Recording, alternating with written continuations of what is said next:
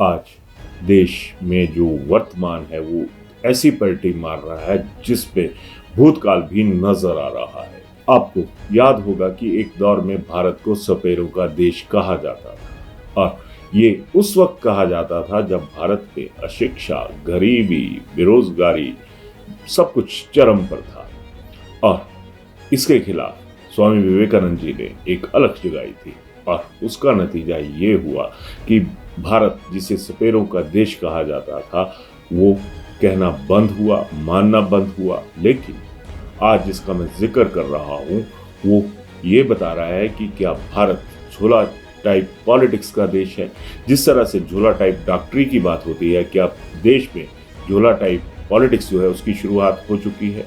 अभिवादन स्वीकार करें, मैं उदय पठारिया। आज संसद भवन के नेक्सी भवन में बांसुरी स्वराज जो कि सुषमा स्वराज जी की बेटी हैं वो एक झोला लेकर पहुंची। इस पर लिखा था नेशनल हेराल्ड एक लूट और ये सुबह से ही तमाम मीडिया माध्यमों से एक हवा बन गई कि ये आखिर क्या हुआ। और हुआ भी उस वक्त जब नेक्सी भवन में वन नेशन वन इलेक्शन के मुद्दे पर चर्चा होनी थी और वहां पर जेपीसी की मीटिंग थी।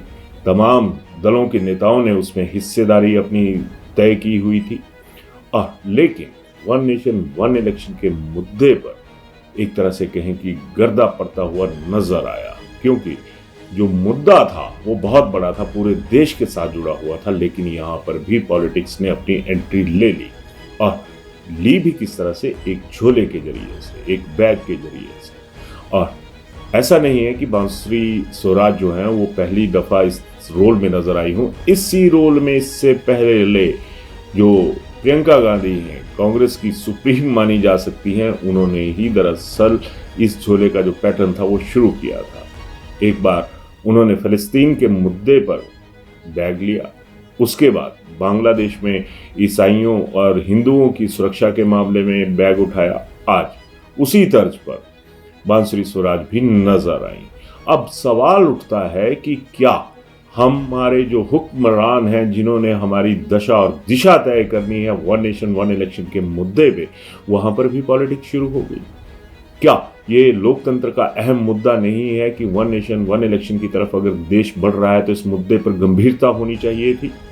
अगर इन्हीं चीजों पर आ जाए, अगर इसी झोला टाइप पॉलिटिक्स पर आ जाए तो सवाल कई उठते हैं। और इसका जो ये रोग है ये अभी कोई राष्ट्रीय स्तर पर नहीं है, ये प्रदेशों में भी फैल चुका है। अगर हम हालिया जिक्र करें अपने ही प्रदेश का, तो हिमाचल में जिस तरह से मुर्गा छाप पटाखे हुआ करते थे तो मुर्गा छाप पॉलिटिक्स भी हुई थी और सदन के भीतर बीजेपी के नेताओं ने मुर्गों के कटआउट्स उठाकर पूरी तरह से प्रदर्शन भी किया।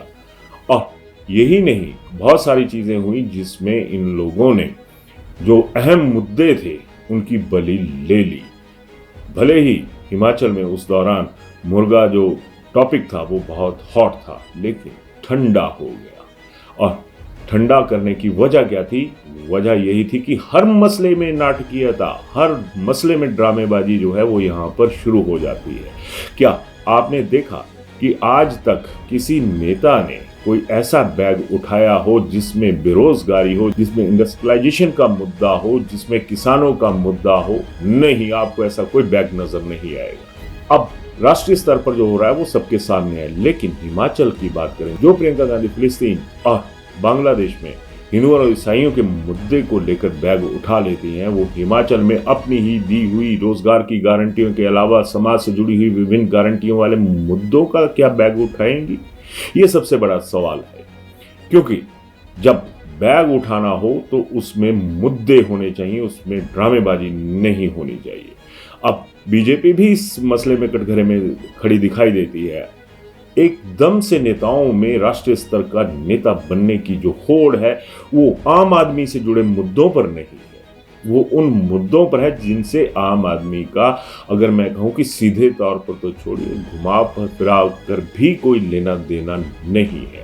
नेशनल हेराल्ड इशू पर कोई दो राय नहीं है कि देश में इस वक्त चर्चा चली हुई है, लेकिन सवाल ये है कि जब वन नेशन वन इलेक्शन जैसे मुद्दे पर इतनी गंभीरता की जरूरत है, वहां पर इतना हल्कापन क्यों?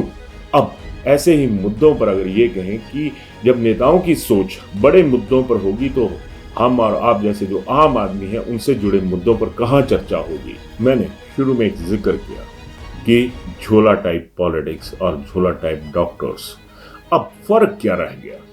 एक दौर था जब देश में बैलगाड़ी को लेकर भी सियासत हुआ करती थी, क्योंकि उस दौरान किसानों के मुद्दों को गंभीरता से उठाने के लिए कुछ न कुछ ऐसा बंदोबस्त किया जाता था। अब आप देखिए कि इन मुद्दों का बाद में हशर क्या होता है। एक दौर बीच में ऐसा भी आया जब पेट्रोल पदार्थों की जो कीमतें थी तो वो बढ़ी, तो कोई नेता साइकिल पर चलता नजर आया, कोई बैलगाड़ी पर चलता हुआ नजर आया, लेकिन क्या इनके दामों पर कोई प्रतिबंध जो है या ये कहें कि कोई रोक लगी? बिल्कुल नहीं लगी। वो दाम भी ऐसे ही बढ़ते रहे। आज नेशनल हेराल्ड का इशू एक बार फिर पूरे उफान पर है, और उसके साथ जो सियासत है वो अगर असली चश्मे से देखा जाए तो बैठती हुई नजर आ रही है। और इसके साथ बैठते हुए नजर आ रहे हैं आम आदमी के मुद्दे और आम आदमी की जरूरतों के साथ जुड़ी हुई बातें। तो अब आप खुद तय कीजिएगा कि जब देश के दो प्रमुख दलों में झोला टाइप पॉलिटिक्स शुरू हो चुकी है तो क्या इस झोले की जो चपेट है इसमें इनके वही मुद्दे आएंगे, और जो वोट बैंक के जरिए इन नेताओं की चपेट में लोग आते हैं उनका क्या होगा? आखिर हम जी किस माहौल में रहेंगे और किस तरह का अगर ये कहें कि परसेप्शन जो है वो तैयार कर रहे हैं, क्या मोह भंग की स्थिति नहीं पैदा हो रही? मोह की बात करें तो पॉलिटिक्स में मोह हावी रहता है और कुर्सी का मोह सबसे ज्यादा होता है, लेकिन हम लोगों को भी आदत है कि हम यहाँ पर चटखारे लेते हैं, यहाँ पर मीम्स बनाते हैं, कभी मुद्दे की बात पर सवाल इन नेताओं के सामने नहीं रखते। और बड़ी बात तो ये भी है कि कितनी योजनाओं का जिक्र जो है वो आम आदमी के लिए होता है और आम आदमी को कितना फायदा मिलता है, कभी सोचा किसी ने? जब हम आम लोग ही इन मुद्दों पर नहीं सोचेंगे तो फिर ये आला नेता जो हैं ये क्यों सोचेंगे इन मुद्दों पर कि इन मुद्दों की भी कोई ज़रूरत है। खैर, इस मुद्दे पर, इस झोला टाइप पॉलिटिक्स पर निष्पक्ष राय जरूर दीजिएगा कि आपको क्या लगता है कि क्या अब जनता जो हमेशा से झोला छाप की तर्ज पर नाचती हुई नजर आती है, ये कब तक चलेगा? कब ऐसी ही पॉलिटिक्स ऐसे मुद्दों पर होगी जो आम आदमी से जुड़े होंगे? धन्यवाद।